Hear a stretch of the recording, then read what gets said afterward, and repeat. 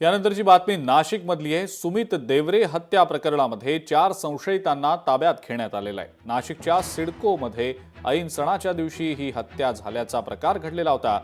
जुन्या वादातून मित्रांकडूनच डीफार्मच्या विद्यार्थ्याची हत्या करण्यात आलेली होती।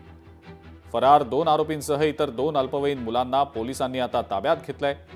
मित्रांमध्ये झालेल्या जुन्या वादातनं गुरुवारी नाशिकच्या सिडको परिसरात सुमित देवरे या डीफार्मच्या विद्यार्थ्याचा त्याच्याच मित्रांनी खून केल्याचं उघडकीला आलेलं आहे आणि या प्रकरणी आता पोलिसांनी फरार झालेल्या दोघांसह इतर अल्पवयीन मुलांना ताब्यात घेतलंय।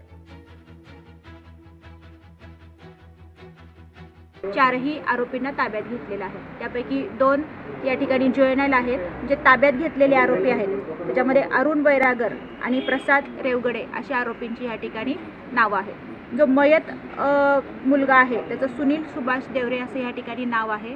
त्याला मारण्याबाबत या ठिकाणी अधिक चौकशी केली असता जुन्या भांडणाच्या कारणावरून त्यांना या ठिकाणी मारहाण झालेली आहे आणि त्याच्यामुळे त्याचा खून केल्याचं लक्षात आलेलं आहे। सर्व आरोपी हे मुद्देमालासह व पुराव्यानिशी अंबड पोलीस स्टेशनच्या ताब्यामध्ये आहेत। लोकशाही मराठी ऐका, पहा, जागरूक रहा।